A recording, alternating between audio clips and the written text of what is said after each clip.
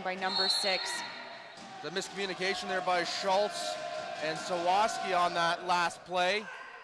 Picked up nicely by Forrest. Coming down hard. Chris Davidson. And Chris Davidson has really stepped it up to come in and play for Ian Cameron today. He's doing a fantastic job so far. Maybe just the spark plug that the Mountaineers needed to ensure themselves that they continue on here. 13-16 now the score in favor of the hometown favorite Mohawk Mountaineers.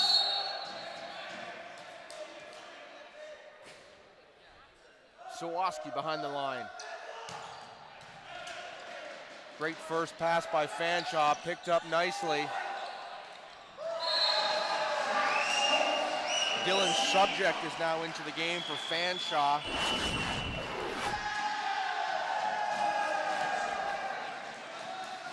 And we talk so much, Jackie, about that first pass, receiving that first ball, gaining control of it so you have that opportunity. Mohawk lucked out there on that one, but no doubt you'd rather get it to your setter and then put it up nicely for a big kill, but that worked as well. Definitely, and you know, that's a choice that the setter will make from time to time, is to, instead of play out for three touches on their side, if the ball is played close to the net like that, the setter might decide to just do a second ball dump.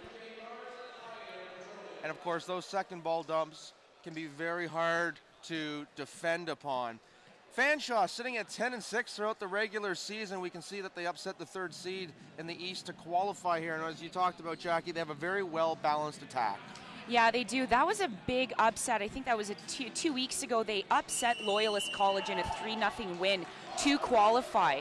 So that was a big feat for Fanshawe coming into this. But, you know, Coach Westgate is here. Him and his team are here to win, and they do not want to go home today. So they're going to fight despite them being down by a few points right now. There's still lots of volleyball left in this first set. And of course, having that transfer from Western, Dimitri Kansos, has been huge for Fanshawe. And there you see a big kill by Dimitri. That had some mustard, ketchup, and relish on it as that zipped down into the court. Where are the hot dogs? You got a concession stand anywhere around here? Yolton to serve. Davidson comes in again. Ball deflects into the crowd.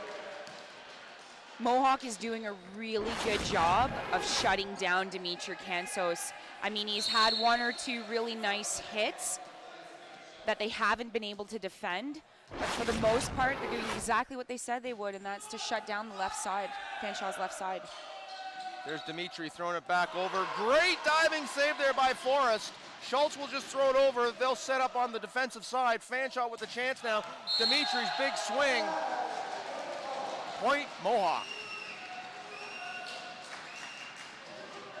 And a little run here by the Mountaineers, and all of a sudden they're up by 4.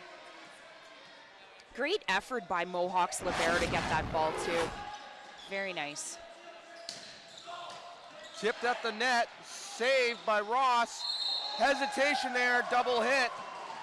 Fanshawe's ball. In times like that where you see a misread on the court between 2 players, as we just saw between Mohawk setter Zach Schultz and number 8 here, you've got to communicate. There has to be talking, there has to be chatter on the court. Simply calling it mine, it's my ball, I've got it. Those are tough. Those are tough, but let me tell you, when Redeemer's in here, it's going to be a lot more than communication players will need. Schultz with a beautiful back set to Davidson. Nothing but hardwood that ball's going to be banging on. McTavish was in position to get that ball. Fanshawe's libero, unfortunately, was just a little bit off. Chris Davidson, standing at 6'1" from Stony Creek in his 3rd year at Mohawk, has really helped elevate this Mohawk team here in this elimination match. I know last night's game with Fanshawe playing Redeemer, emotions were extremely high, and of course you had a full gym raring and going. The fans were going crazy here, but today we're seeing, I'm seeing anyways, two very composed teams on the court, which is a little bit of a change from last night. The tip. Davidson trying to save that one, no such luck.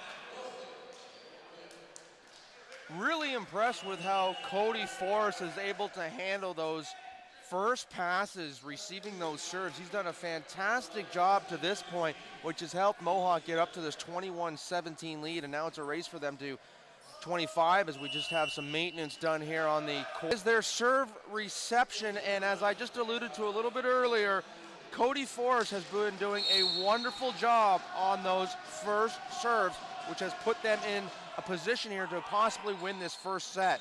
Coming out of the timeout now, big point here. Solomon, big swing at the net. Tipped out. Mohawk will take that point gladly. Yeah, it always starts with a good pass, Mike. You're absolutely right. And Mohawk, for the most part, has been doing pretty well on serve receive. They've been taking ball control and making sure that they're playing their game. And while the points show for that. For a little bit of luck on Fanshaw's side, and they could tie this one up. We'll see what Solomon has to say about that on his end. Nice receive there by Fanshawe. And a big swing. Some help by the Mountaineers to let that one fly out. And we're sitting at 24-17. Set point coming up here. Substitution is made for Mohawk. Andrew Ross coming out, and coming is number 15, Mirko Smolovic. I believe this is his first time making an appearance on the OCAA championship court, is it not? Mo Sullivan's serve is into the net. I believe you're right, Jackie. Giving Fanshawe a little bit of extra breath, and as soon as we announce Mirko, back on the bench he goes. It's so important for substitutions to come in and play strong and play their position. Because as you said, it could be a breath of life or a gasp of death. Salt. Great play at the net there by Andrew Ross and the Mountain right now, and they're hoping to do so by the serve of Zach Schultz. It's up. And there we have it. The first point of set two. Yeah, Coach Westgate is looking to finish this game because Fanshawe has had problems in the past with finishing games. We saw that third set last night against Redeemer. Fanshawe blew a huge lead with 20 points on the board, and they absolutely have to focus on finishing their game. Shot there of Cameron Henschel, getting in position. Forrest receives the serve nicely, and a big swing there by Henschel. Wasn't much to defend there on the Fanshawe side. That ball came very quickly.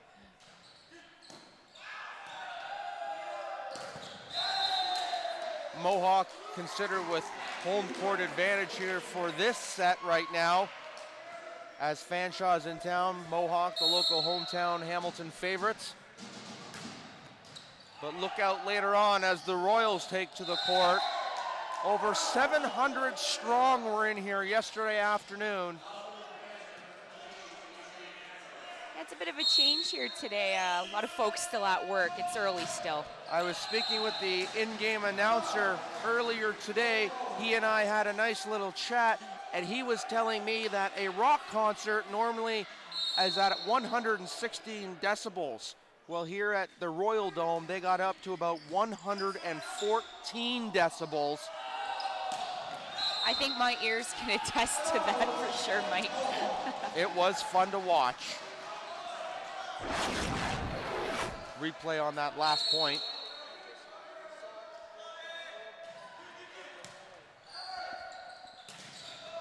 Big play at the net there. That ball will fly out. Mohawk trying to put their head in the game, no pun intended. blocked nicely at the net there.